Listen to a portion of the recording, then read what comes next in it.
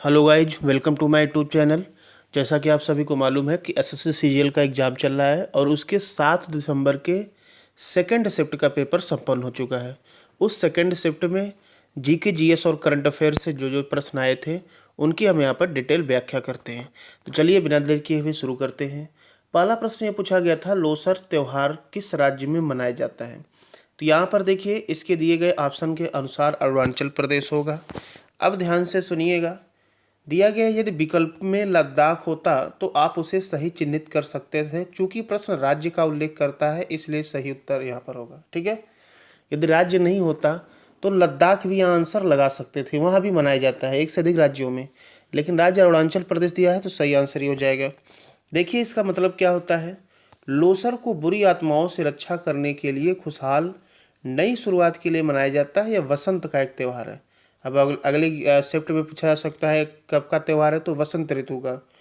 इस त्यौहार को घरों की सफाई और सजावट से लेकर देवताओं के लिए विशेष प्रसाद तैयार करने तक के विस्तृत व्यवस्था मनाया जाता है। ठीक है, 3 दिवसीय होता है।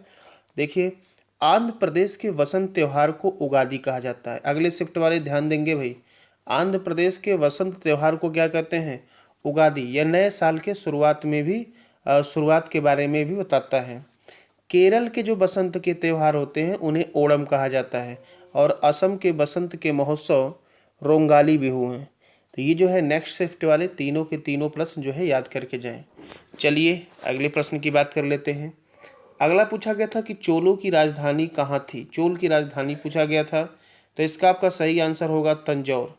चोलों की राजधानी तंजौर थी।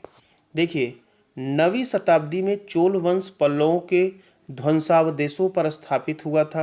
चोल वंश का संस्थापक विजयालय 850 में किया था और 87 तक शासन था। इसकी राजधानी तांजाय, तंजौर या तंजूवर थी, तीनों नाम है थी। विजयालय ने नरकेसरी की उपाधि धारण की थी। चोल साम्राज्य का सर्वाधिक विस्तार राजेंद्र प्रथम के शासनकाल में हुआ था। राजेंद्र प्रथम ने गैंगे कोड चाल की उपाधि धारण की थी। क्लियर है, आगे बात कर लेते हैं। यहाँ पर लोकसभा की गणपूर्ति कोरम की बात की गई थी। तो देखिए, भारत में गणपूर्ति की संख्या 10% रखी गई है, अर्थात 1/10। भारतीय लोकसभा में गणपूर्ति 55 सदस्यों से और राज्यसभा में 25 सदस्यों से हो जाती है। अब देखिए, लोकसभा में मैक्सिमम 550 होते हैं, तो 110 जो आपका होगा 55 हो जाएगा, और राज्यसभा में मैक्सिमम 250 होते हैं, तो उसका 1/10 जो है 25 हो जाएगा। किसी भी सदन का सदस्य तभी पीठासीन होता है जब वह सदन की गणपूर्ति हो जाए। ठीक है, अगले प्रश्न की बात कर लेते हैं। अगला प्रश्न पूछा गया था, प्लास्टर ऑफ पेरिस का जो है फार्मूला सूत्र। देखिए, तो प्लास्टर ऑफ पेरिस का रासायनिक नाम है कैल्शियम सल्फेट हाइड्रेट। क्या है भाई, calcium sulphate hydrate. Plaster of Paris का रासायनिक सूत्र होगा CaSO4 इंटू 1/2H2O। ठीक है, CaSO4 इंटू 1/2H2O।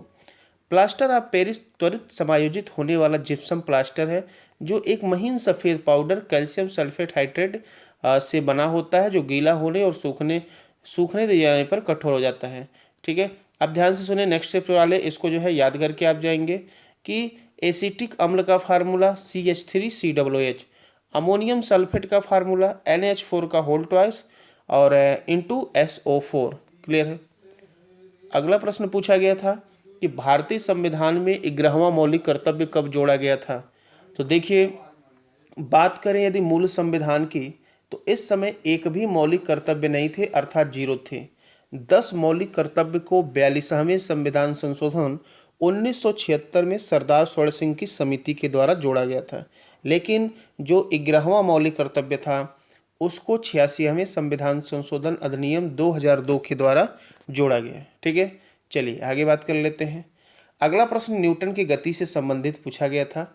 अब बच्चों के द्वारा बताया गया पूछा गया था, लेकिन क्लियर उन्होंने नहीं बताया। हम तीनों न्यूटन की गति से संबंधित आपको नियम बता देते हैं कि अगले शिफ्ट में कुछ भी पूछा जाए तो आप बिल्कुल आसानी से डील कर सकते हैं।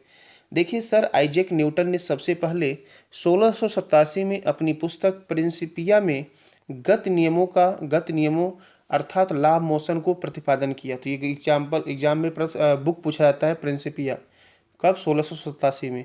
इसलिए इस वैज्ञानिक के सम्मान में गति के नियमों को न्यूटन के नियम कहा जाता है। अब देखिए, पहला नियम क्या है, इसको जड़त्व का नियम भी कहते हैं, गति के प्रथम नियम को।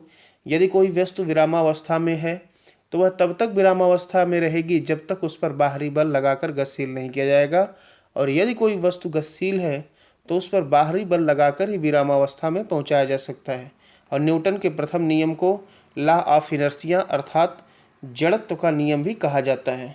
अब जैसे उदाहरण प्रथम नियम की बात कर लें, रुकी हुई गाड़ी के अचानक चलने पर उसमें बैठे यात्री पीछे की ओर झुक जाते हैं और पेड़ को हिलाने से उसके फल टूटकर नीचे गिर जाते हैं। ये प्रथम नियम है।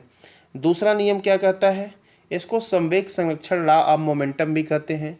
वस्तु के संवेग में परिवर्तन की दर उस पर लगाए गए बल के अनुक्रमानुपाती होती है तथा संवेग परिवर्तन आरोपित बल की दिशा में ही होता है। उदाहरण, क्रिकेट के खिलाड़ी तेजी से आती हुई गेंद को कैच करते समय अपने हाथों को गेंद के वेग को कम करने के लिए पीछे की ओर खींच लेता है ताकि इसको चोट न लगे। ये आपका गति का दूसरा नियम। तीसरा नियम क्या है? क्रिया प्रतिक्रिया का नियम, rule of action and reaction. इस नियम के अनुसार प्रत्येक क्रिया के बराबर तथा विपरीत दिशा में प्रतिक्रिया होती है। इस नियम को क्रिया प्रतिक्रिया का नियम कहते हैं।